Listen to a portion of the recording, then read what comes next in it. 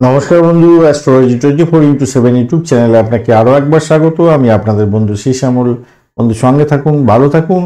আমার তরফ থেকে প্রাণ ভরা ভালোবাসা আপনাদের সকলের জন্য রইল। শুরু করব মীন রাশি বন্ধুদের জন্য মাসিক রাশিফল মার্চ 2024 কেমন যেতে পারে সেই সম্পর্কে আলোচনা। এটা গোচর ফলের আলোচনা, আপনার রাশিচক্রের আলোচনা নয়, মাথায় রেখে চলতে হবে। আপনার রাশিচক্রের গ্রহদের অবস্থান এবং যে দশাগুলো চলছে সেই দশাগুলো যখন এই গোচরের গ্রহদের যে গোচর হতে যাচ্ছে তার ফলে যে শুভাশুভ ফলগুলো দেবে সেগুলো যখন ম্যাচ করবে তখনই আপনি শুভ ফলগুলো পেতে পারেন, বা অশুভ ফলগুলো ঘটতে পারে, বা আপনার ক্ষেত্রে নাও ঘটতে পারে। এটা মাথায় রেখে এই ভিডিওটা দেখবেন। আর এই ভিডিওটা দিতে এই মাসে একটু দেরি হয়ে গেল, বিভিন্ন কাজের চাপের কারণে দেয়া হয়ে ওঠেনি। তো চলুন আলোচনায় যাওয়া যাক। আপনাদের রাশিভাবে রাহু থাকছে, দ্বিতীয় ভাবেতে বৃহস্পতি থাকছে, কেতু সপ্তমে, অষ্টম ভাব থেকে চন্দ্রের যাত্রা শুরু হচ্ছে। শনিদেব অ্যাজ ইট ইজ দ্বাদশ ভাবেতে যেমন বসেছিল সেরকম বসে আছে। মেন যে গোচর যেগুলো হতে যাচ্ছে সেটা হচ্ছে শুক্র আপনার রাশি বা লগ্ন ভাবে বসে আছে, মঙ্গল বসে আছে আপনার রাশি বা লগ্ন এই একাদশ ভাবে বসে আছে। তো শুক্রদেব এবং মঙ্গলদেবের একটা সঞ্চার হতে যাচ্ছে। শুক্রদেব 7 তারিখ থেকে আপনার দ্বাদশ ভাবে বসবে, তো সেই জায়গাটা একটু চাপ থাকছে। আর মঙ্গলদেবও আপনার হচ্ছে গিয়ে 15 তারিখের পর থেকে দ্বাদশ ভাবে বসবে। রবি আপনার 15 তারিখ থেকে দ্বাদশ ভাব থেকে আপনার রাশি বা লগ্ন ভাবে প্রবেশ করে যাচ্ছে। বুধদেব 7 তারিখ থেকে আপনার রাশি বা লগ্ন ভাবে প্রবেশ করে যাচ্ছে। তো এই রকম ক্ষেত্রে যে দেখা যাচ্ছে শুক্র মঙ্গলের একটা যোগ থাকবে, আপনার দ্বাদশ ভাবে শনির সঙ্গে বসবে, আর আগে থেকে বুধ এবং রবির অবস্থান থাকছে। তো আপনাদের ক্ষেত্রে দেখুন এই মাসটা উত্থান পতন হতে যাচ্ছে। আর্থিক দিকটা আপনাকে বেশি করে মনোযোগ দিতে হবে এবং ব্যয়ের জায়গাটা একটু খেয়াল রাখতে হবে। দুর্বল স্বাস্থ্য এবং মানসিক কষ্টের জন্য শারীরিক কষ্ট বেশি হয়ে যাওয়ার সম্ভাবনা থাকবে, এবং জীবনের শক্তি যে হ্রাস পেয়ে যাওয়ার ব্যাপারটা থাকে না, একটা আত্মবিশ্বাস নষ্ট হয়ে যাওয়া, একটা দুর্বল ভাব, যেন কোনো কিছুতে আস্থা পাচ্ছেন না, এইরকম ব্যাপার স্যাপারগুলো হয়তো হয়ে যেতে পারে, হতে পারে, হওয়ার সম্ভাবনা দেখা দিতে পারে। বিদেশ ভ্রমণের একটা সম্ভাবনা দেখা দিচ্ছে।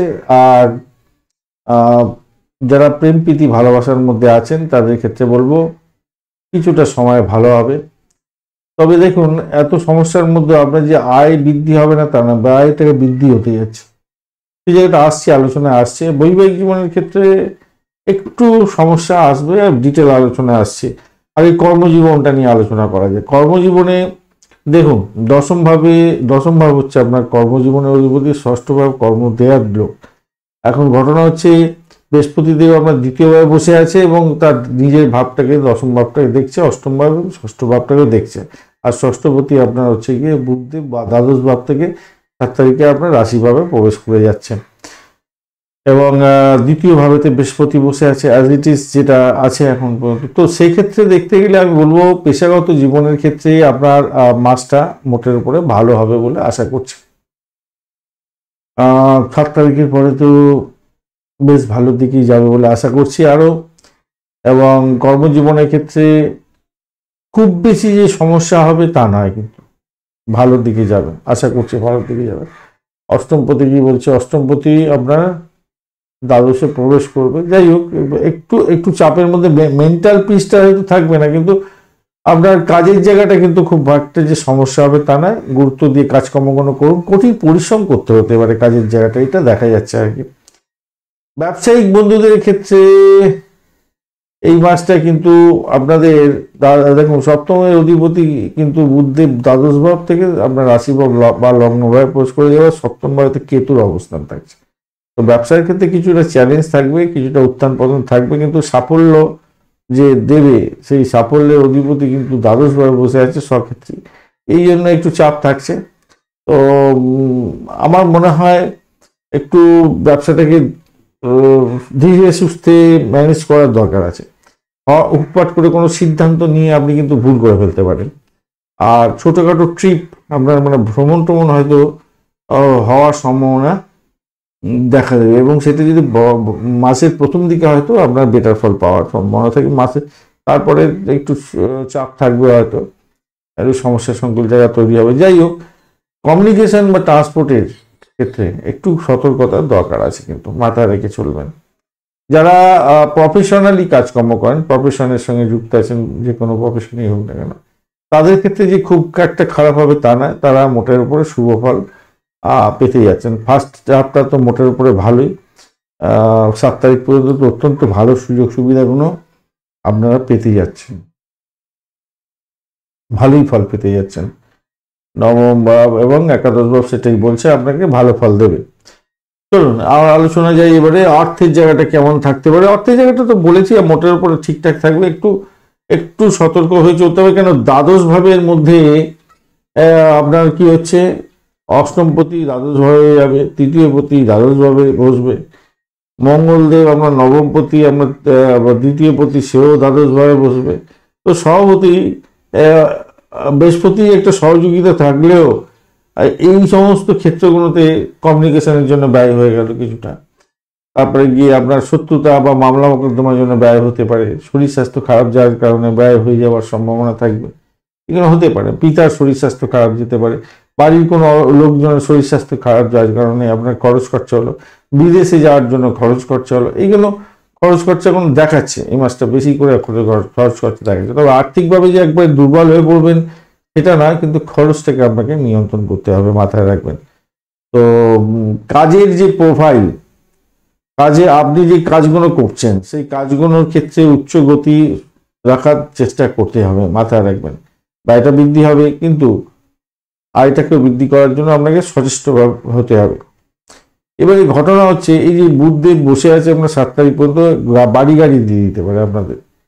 কোনো কোনো বন্ধুর ক্ষেত্রে বাড়ি গাড়ি কেনার ইচ্ছা ছিল, বা ভালো হবে। বিজনেসে ইনভেস্টমেন্ট আপনাদের দেখা দিচ্ছে প্রথম দিকটা।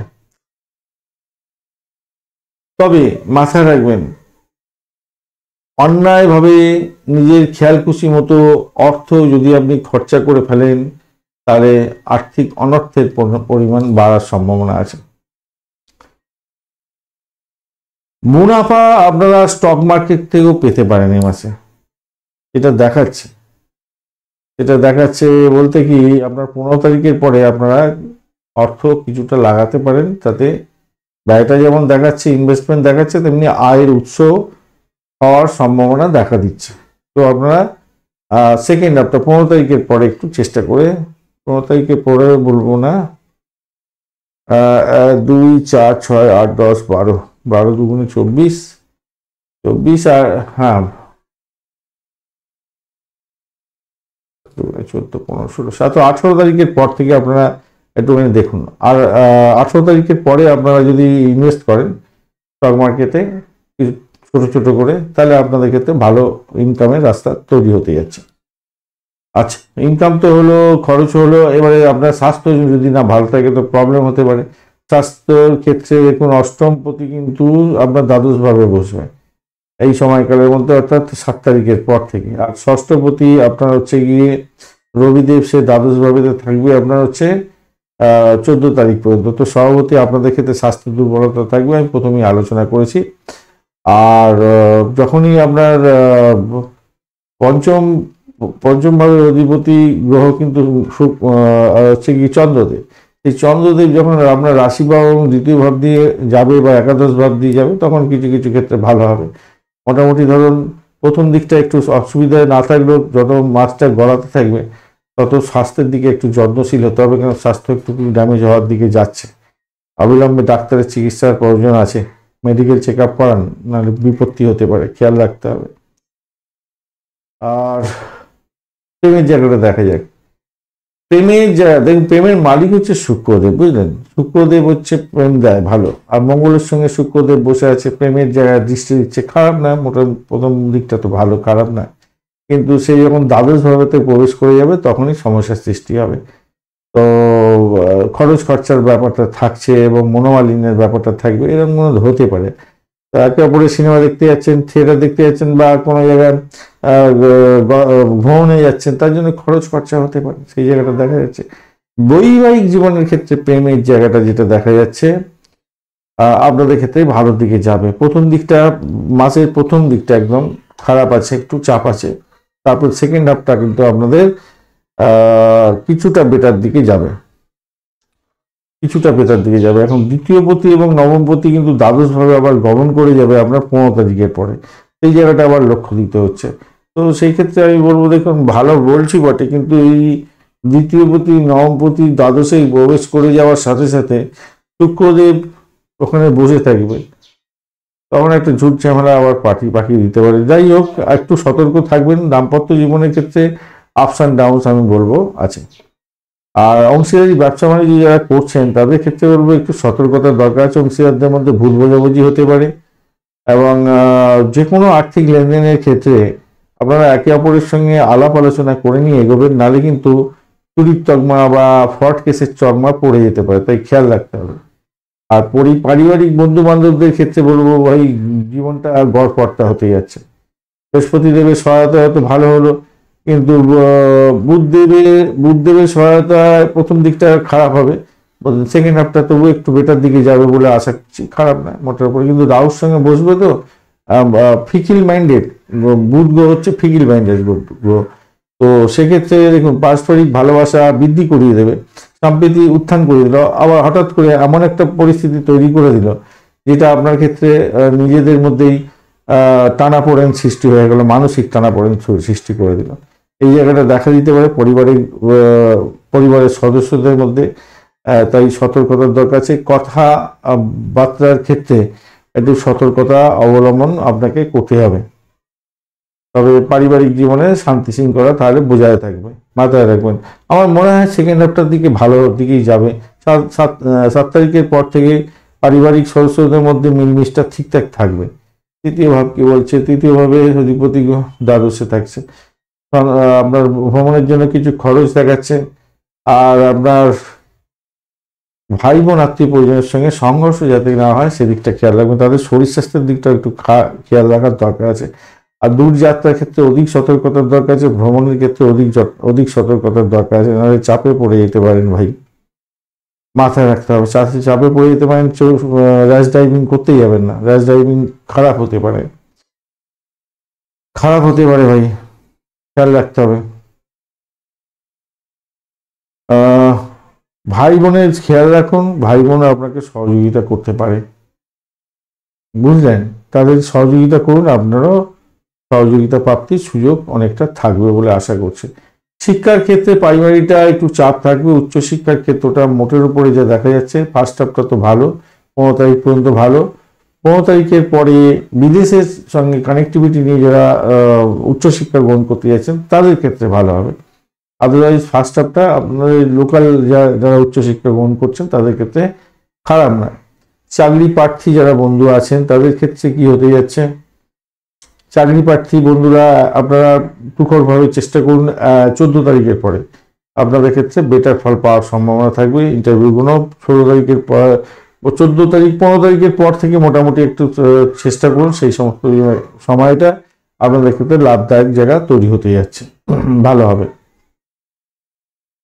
আর একটা জিনিস মাথায় রাখবেন,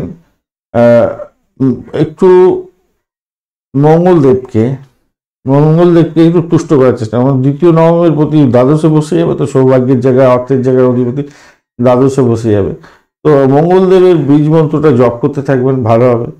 আর ভালো হবে কি, আপনারা একটা জাফরানের টিপ পরে যদি কাজে বেরোতে পারেন তাহলে কিন্তু আপনাদের ভালো ফল পাওয়ার একটা সম্ভাবনা থাকবে, জাফরানের টিপ যদি পরে বেরোতে পারেন।